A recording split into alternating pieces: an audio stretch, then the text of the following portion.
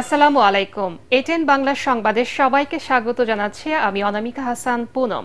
শুরুতে বিআরবি কেবল সংবাদ শিরোনাম। লন্ডনে ডক্টর ইউনূস ও তারেক রহমানের বৈঠক হতে পারে রাজনীতির টার্নিং পয়েন্ট, মন্তব্য মির্জা ফখরুলের। দেশের চলমান সংকট সমাধানে রাখবে ইতিবাচক প্রভাব। জুলাই গণহত্যা মামলায় আসামি বেশি থাকায় তদন্তে দেরি হচ্ছে জানালেন স্বরাষ্ট্র উপদেষ্টা। মামলা বাণিজ্য ও দুর্নীতির সাথে জড়িত পুলিশ কর্মকর্তাদের ছাড় নয়।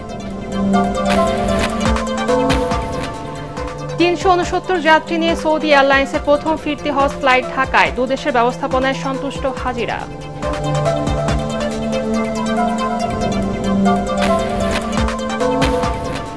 এবং প্রশাসনিক দুর্বলতায় এই বছর কাঁচা চামড়ার বাজারে নৈরাজ্য সৃষ্টির কারণ বলছেন বিশ্লেষকরা। অঞ্চল ভিত্তিক হিমাগার ও বর্জ্য শোধনাগার স্থাপনের পরামর্শ।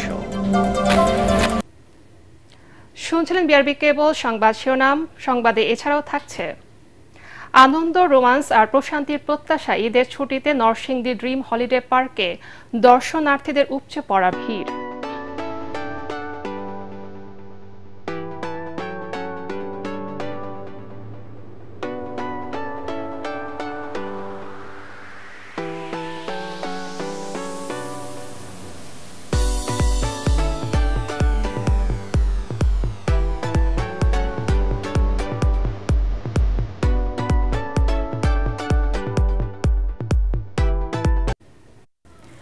আগামী ১৩ জুন লন্ডনের ডক্টর ইউনূস তারেক রহমান বৈঠকে বাংলাদেশের অনেক রাজনৈতিক সংকটের সমাধান হবে বলে আশাবাদ ব্যক্ত করেছেন বিএনপি মহাসচিব মির্জা ফখরুল ইসলাম আলমগীর। গুলশান কার্যালয়ে সাংবাদিকদের সাথে মত বিনিময়ের সময় তিনি বলেন, সাম্প্রতিক রাজনৈতিক পরিস্থিতিতে তারেক ইউনূস বৈঠক হবে টার্নিং পয়েন্ট, যা রাজনীতিতে ইতিবাচক বার্তা নিয়ে আসবে। অন্তর্বর্তী সরকার বাস্তবতার প্রেক্ষিতে নির্বাচনের সময়ের বিষয়টি বিবেচনা করবে বলেও আশা প্রকাশ করেন বিএনপি মহাসচিব। কামরুজ্জামান রাজীবের রিপোর্ট।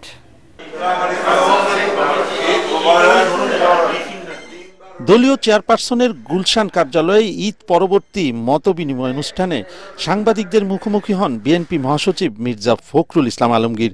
শুরুতেই উঠে আসে সাম্প্রতিক পরিস্থিতিতে সবচেয়ে আলোচিত তারেক ইউনূস বৈঠক প্রসঙ্গ। সাংবাদিকদের প্রশ্নের জবাবে বিএনপি মহাসচিব বলেন, বর্তমান সংকটময় মুহূর্তে এই বৈঠক অত্যন্ত গুরুত্বপূর্ণ পলিটিক্যাল ইভেন্ট। এর মাধ্যমে চলমান রাজনৈতিক সংকটময় মুহূর্তে অনেক সমস্যা সমাধানের সম্ভাবনা সৃষ্টি হয়েছে। রাজনৈতিক যে সংকটগুলো আসে এগুলোকে কাটিয়ে উঠতে একটা পজিটিভ ভূমিকা রাখতে পারে এই সাক্ষাৎকারটা। এটা একটা টার্নিং পয়েন্ট হতে পারে, অনেক সমস্যার সমাধান হয়ে যেতে পারে এবং অনেকগুলো সহজ হয়ে যেতে পারে, নতুন ডাইমেনশন সৃষ্টি হতে পারে, সম্ভাবনা অনেক আর কি। এখন এটা নির্ভর করবে আমাদের নেতৃবৃন্দের উপরে যে তারা এটাকে কিভাবে সেই সম্ভাবনার দিকে নিয়ে যাবেন। মির্জা ফখরুল বলেন, গণতন্ত্রে উত্তরণের এই সময়ে সবার দায়িত্বশীল হওয়া উচিত, যাতে এ যাত্রা বিঘ্নিত না হয়। তিনি বলেন, এক মুহূর্তেই সব সমস্যার সমাধানও সম্ভব নয়, তবে অন্তর্বর্তী সরকারের আন্তরিকতার অভাব নেই। নতুন নতুন রাজনৈতিক চিন্তা আনার চেষ্টা করা হচ্ছে, যেগুলোকে আপনার চ্যালেঞ্জগুলোকে মোকাবেলা করে একটা জায়গায় নিয়ে আসা, এটাও একটা বড় আপনার চ্যালেঞ্জিং জব। কিন্তু তো সেই ক্ষেত্রে আমি মনে করি যে আপনার এই একটা সুযোগ তৈরি হয়েছে। আমরা আশা করছি যে সরকারের একটা তারা বিবেচনা করতে এটা কিছুটা বলা যেতে পারে বাস্তবতার প্রেক্ষিতেই তারা বিবেচনা করবেন। এবং এর সময়টা তো ঠিক না, আমি প্রথম দিনই বলেছি আপনার যে time is not good for election. দেশের স্থিতিশীলতার জন্য নির্বাচিত সরকার দরকার উল্লেখ করে মির্জা ফখরুল বলেন, ভিন্ন মত থাকতে পারে, তবে জাতীয় স্বার্থে সবাইকে একমত হতে হবে। Thank you very much. Kamruzzaman Rajib, ATN Bangla, Dhaka. প্রধান উপদেষ্টা ডক্টর মোহাম্মদ ইউনূসের সাথে বৈঠক করেছেন বিমান নির্মাণকারী প্রতিষ্ঠান এয়ারবাসের ভাইস প্রেসিডেন্ট উটার ভ্যান ওয়েটস। লন্ডনের একটি হোটেলে এই বৈঠক অনুষ্ঠিত হয়। এছাড়া অপর বিমান নির্মাণকারী প্রতিষ্ঠান ম্যানজিস এভিয়েশনের নির্বাহী ভাইস প্রেসিডেন্ট চার্লস উইলি প্রধান উপদেষ্টার সাথে সৌজন্য সাক্ষাৎ করেন। এই দুটি প্রতিষ্ঠানই বিশ্বের অন্যতম বিমান নির্মাণকারী প্রতিষ্ঠান। এর আগে 4 দিনের রাষ্ট্রীয় সফরে যুক্তরাজ্যে পৌঁছেছেন প্রধান উপদেষ্টা অধ্যাপক মোহাম্মদ ইউনূস। মঙ্গলবার সকাল স্থানীয় সময় আনুমানিক 7টা 5 এমিরেটস এয়ারলাইন্সের একটি ফ্লাইটে লন্ডনের হিথ্রো বিমানবন্দরে পৌঁছান প্রধান উপদেষ্টা। এই সফরে বাকিংহাম প্যালেসে ব্রিটিশ রাজা তৃতীয় চার্লসের সঙ্গে দেখা করবেন প্রধান উপদেষ্টা। এই সময় তিনি রাজা চার্লসের হাত থেকে গ্রহণ করবেন কিংস চার্লস হারমোনি অ্যাওয়ার্ড। এছাড়াও দুই দেশের মধ্যে অর্থনীতি, বাণিজ্য ও বিনিয়োগের ক্ষেত্র সম্প্রসারণের লক্ষ্যে সফরে গুরুত্বপূর্ণ সমঝোতা হতে পারে বলে জানিয়েছে প্রধান উপদেষ্টার প্রেস উইং। এছাড়া আগামী 13 জুন ডক্টর মোহাম্মদ ইউনূসের সঙ্গে বৈঠক করবেন বিএনপির ভারপ্রাপ্ত চেয়ারম্যান তারেক রহমান। বৈঠকে আগামী জাতীয় সংসদ নির্বাচন, চলমান রাজনীতির বিভিন্ন বিষয় এবং রাজনৈতিক দলগুলোর সম্ভাব্য সমঝোতা বা কৌশলগত অবস্থান নিয়ে আলোচনা হতে পারে। সোমবার সন্ধ্যা 7:30 এমিরেটসের একটি ফ্লাইটে যুক্তরাজ্যের উদ্দেশ্যে ঢাকা ত্যাগ করেন।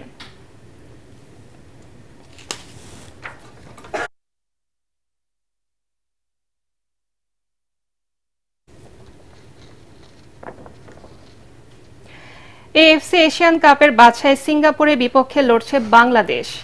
গ্রুপ পর্বে গুরুত্বপূর্ণ ম্যাচে একাদশের শুরুতে জামাল ভুঁইয়াকে রাখেননি কোচ হাবিয়ের ক্যাবরেরা।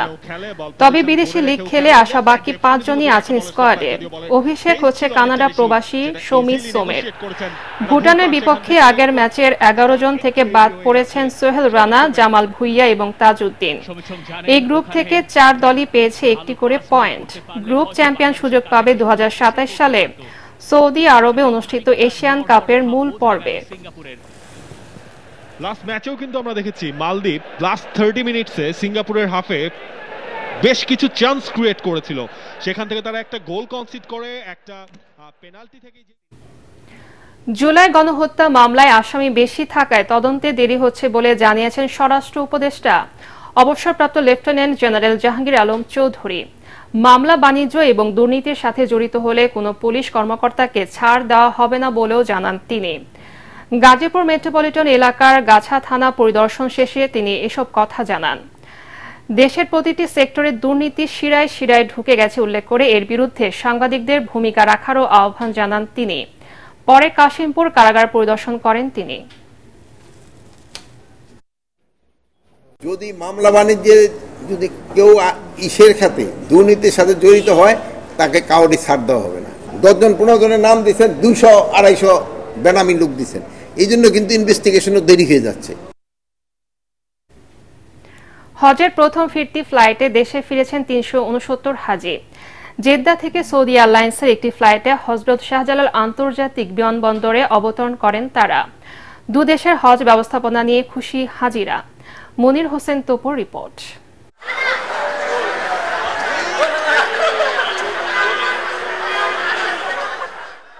পবিত্র হজের আনুষ্ঠানিকতা শেষে দেশে ফিরতে শুরু করেছেন হাজিরা।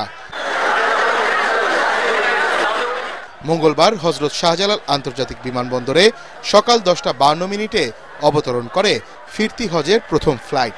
প্রথম দিনেই 7টি ফ্লাইটে 2500 হাজি দেশে ফেরার কথা রয়েছে। এবারের হজের সার্বিক ব্যবস্থাপনা নিয়ে খুশি হাজিরা। আমাদের চেকিং ও স্মুথলি অনেক সুন্দরভাবে সম্পন্ন করা হয়েছে। এবারে হজ ব্যবস্থাপনা অনেক চমৎকার ছিল। সরকার থেকে যে লোক দিয়েছে আমি তার প্রতি খুশি, আমি তার প্রতি সন্তুষ্ট আছি। আমরা তো মনে করছিলাম যে আমার আব্বা ফেরত আসে কিনা বাংলাদেশে, মানে আমরা অনেক কষ্টে ছিলাম এতদিন। বিমানবন্দরে ফুল দিয়ে হাজিদের স্বাগত জানায় সিভিল এভিয়েশন কর্তৃপক্ষ। বিমানবন্দরের আনুষ্ঠানিকতা শেষ করে বের হতে হাজিদের সময় লাগছে 40 মিনিটের মতো। হজযাত্রীদের সঠিকভাবে গাইড করার জন্য আমরা ফলোমি রেখেছি আনসারদের মাধ্যমে। তাদেরকে থার্মাল স্ক্রিনিংয়ের মাধ্যমে ইমিগ্রেশনে নিয়ে যাওয়া হচ্ছে এবং তাদের জন্য ডেডিকেটেড ইমিগ্রেশন বুথ রাখা হয়েছে, যাতে তাদেরকে আমরা ফ্যাসিলিটেট করতে পারি এবং তাদেরকে গাইড করে লাগেজ গ্রহণের পর এরপর তাদেরকে জমজমের পানি সুষম বন্টন করা হচ্ছে। তিনি জানান 3টি এয়ারলাইন্সে এবার হজ করতে গিয়েছেন 85,302 জন। পবিত্র হজ পালনের সময় 19 জন বাংলাদেশি মৃত্যুবরণ করেন। মনির হোসেন তপু, এটিএন বাংলা, ঢাকা। প্রশাসনিক দুর্বলতার কারণে এবার কাঁচা চামড়ার বাজারে নৈরাজ্য সৃষ্টি হয়েছে বলে মনে করেন বিশ্লেষকরা। তাদের মতে সরকার দাম নির্ধারণ করে দিলেও নগদ অর্থের সংকট ও বাজার তদারকির অভাবে চামড়া ন্যায্য দর পাননি ব্যবসায়ীরা। দেশীয় শিল্পের বিকাশে অঞ্চলভিত্তিক চামড়ার আধুনিক হিমাগার ও বর্জ্য শোধনাগার কেন্দ্র স্থাপনের পরামর্শ বিশেষজ্ঞদের। শরফুল আলমের রিপোর্ট। ন্যায্য দাম না পাওয়ায় এবারও কোরবানির পশুর চামড়ার বাজারে অস্থিরতা তৈরি হয়েছে বলে অভিযোগ করেছেন অনেকেই। চট্টগ্রাম ও ঢাকার সবচেয়ে বড় পাইকারি মোকাম পোস্তা সড়কেও পড়েছিল চামড়া। মৌসুমি ব্যবসায়ীদের জিম্মি করে আড়তদাররা পানির দামে চামড়া কিনেছেন বলে জানিয়েছেন অনেকেই। মনিটরিং ব্যবস্থার দুর্বলতার কারণেই এই পরিস্থিতি তৈরি হয়েছে বলে জানান বিশ্লেষকরা। সরকারের একটা প্রশাসনিক দুর্বলতা ছিল, তার কারণ সরকারের সিদ্ধান্তটা ভালো ছিল, দাম নির্ধারণ করে দেওয়া হয়েছিল, কিন্তু সেটার যে প্রপার মনিটরিং এবং এনফোর্সমেন্ট সেটা হয়নি এবং শাস্তির ব্যবস্থা আমাদের এখানে নেই। এই কারণেই আসলে এই যে অবস্থাপনাটা তৈরি হয়েছে এবং এই কারণে আসলে যারা চামড়া ব্যবসায়ী তারা ক্ষতিগ্রস্ত হয়েছে। না আসলে এখানে আধুনিক যন্ত্রপাতি স্থাপন করা না হলে, সংরক্ষণ না করা গেলে, তাহলে সেক্ষেত্রে এই সমস্যা কখনোই ঘুচবে না। আড়তদার ও ট্যানারি মালিকদের সিন্ডিকেট ছাড়াও সরকারের সমন্বয়হীনতার কারণে চামড়ার দাম পাননি ব্যবসায়ীরা। তাদের অভিযোগ, সমন্বয় না করেই সরকার চামড়ার দাম নির্ধারণ করায় চামড়ার বাজারে এই পরিস্থিতি তৈরি হয়েছে। 400, 450 এরকম বিক্রি হয়ে গেছে। এটাতে ডিজাস্টার ছাড়া আর কিছু নাই, টাকার অনেক সংকট ছিল, এই কারণেই আপনার চামড়াগুলো দাম কমে গিয়েছে এবং পড়ে গিয়েছে। আমাদের সমন্বয় করে যদি দামটা নির্ধারণ করে দেওয়া হতো, আমার মনে হয় হ্যাসেল পোহাইতে হইতো না। সুষ্ঠু ব্যবস্থাপনা গড়ে তুলতে জেলা ও বিভাগীয় শহরে কাঁচা চামড়া সংরক্ষণে আধুনিক সংরক্ষণাগার ও বর্জ্য শোধনাগার কেন্দ্র স্থাপনের পরামর্শ দিয়েছেন বিশ্লেষকরা। শরফুল আলম, এটিএন বাংলা, ঢাকা। ঢাকার পাশে নরসিংদীতে আন্তর্জাতিক মানের ড্রিম হলিডে পার্ক, যা দেশের মানুষের কাছে পরিণত হয়েছে এক স্বপ্নময় গন্তব্যে। ঈদের ছুটিতে পরিবার নিয়ে সময় কাটাতে পার্কটিতে ভিড় করছেন হাজারো দর্শনার্থী। শিশুদের আনন্দ, তরুণদের রোমান্স আর বড়দের প্রশান্তির সবকিছুই মিলছে এই পার্কে। ক্যামেরাম্যান সজল বর্মনকে সাথে নিয়ে রিপোর্ট করছেন খায়রুল ইসলাম।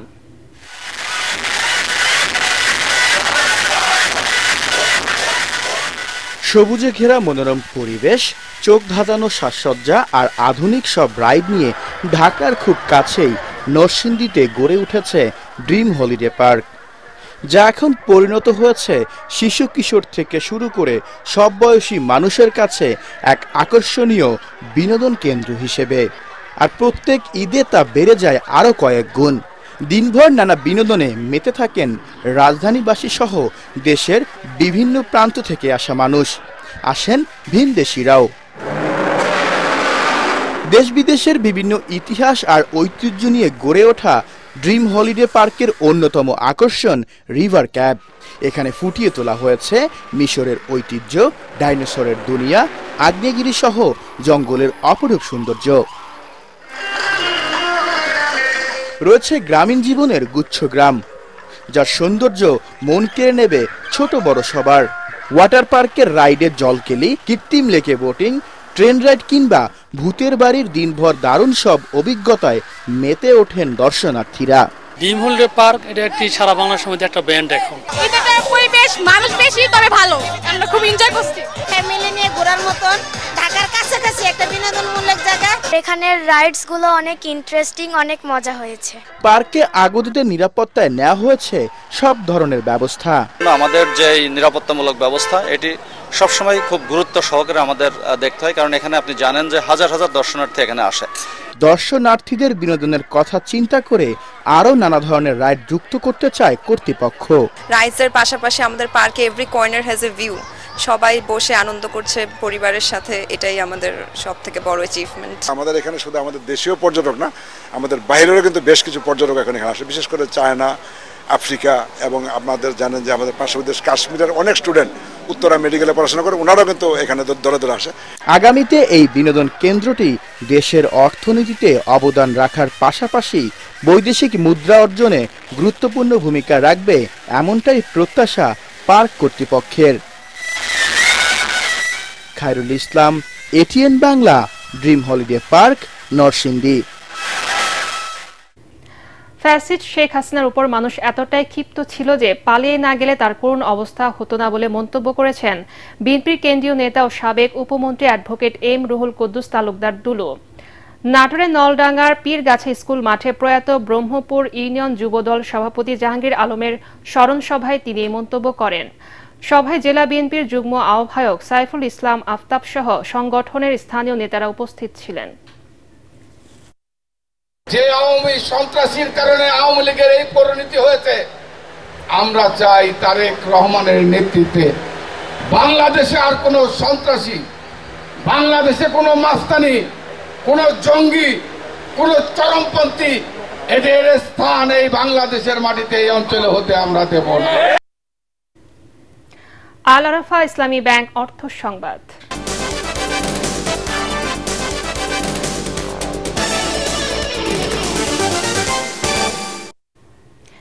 ঈদের ছুটি শেষে ব্রাহ্মণবাড়িয়ার আখাউড়া স্থলবন্দর দিয়ে শুরু হয়েছে আমদানি রফতানি।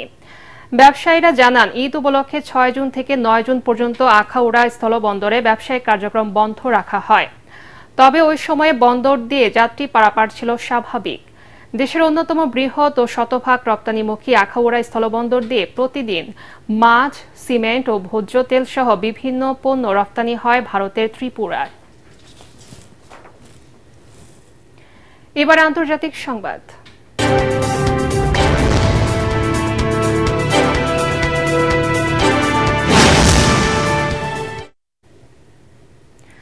যুক্তরাষ্ট্রে অভিবাসী বিরোধী অভিযানের জেরে ক্যালিফোর্নিয়ার লস অ্যাঞ্জেলেসে টানা 4 দিন ধরে চলছে বিক্ষোভ সংঘর্ষ। লস অ্যাঞ্জেলেসের সঙ্গে সংহতি জানিয়ে বিক্ষোভ শুরু হয়েছে টেক্সাসের ডালাস শহরেও। মঙ্গলবার ডালাসের মার্গারেট হান্ট হিল ব্রিজে জড়ো হয়ে ব্যানার ও পতাকা হাতে বিক্ষোভ করেন কয়েকশো মানুষ। তাদের ছত্রভঙ্গ করতে কাঁদানে গ্যাস ছোড়ে পুলিশ। এ সময় একজনকে গ্রেফতার করা হয়। এদিকে বিক্ষোভকারীদের নিয়ন্ত্রণে আনতে 2000 ন্যাশনাল গার্ডের পাশাপাশি 700 মেরিন সেনা মোতায়েনের কথা জানিয়েছে পেন্টাগন। অন্যদিকে রাজ্য প্রশাসনের সঙ্গে আলোচনা না করে ন্যাশনাল গার্ড ও মেরিন সেনা মোতায়েন করায় প্রেসিডেন্ট ট্রাম্পের বিরুদ্ধে মামলা করেছে ক্যালিফোর্নিয়া প্রশাসন। মামলায় আরও আসামি করা হয়েছে প্রতিরক্ষা মন্ত্রী পিট হেগসেথকে। এবারে খেলার খবর।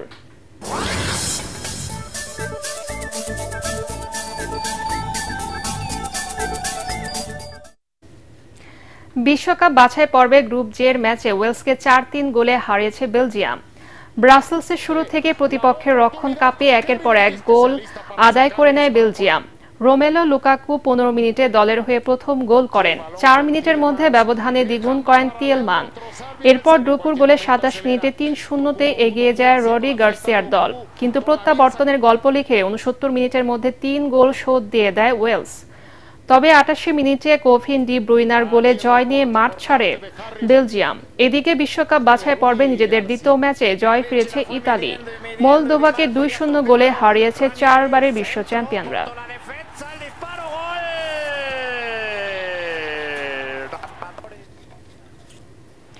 পরবর্তী সংবাদ দেখার আমন্ত্রণ জানিয়ে এখনকার মতো শেষ করছে এটেন বাংলার সংবাদ। ইউটিউবে দেখতে ব্রাউজ করুন youtube/ATN বাংলা নিউজ। ধন্যবাদ সবাইকে।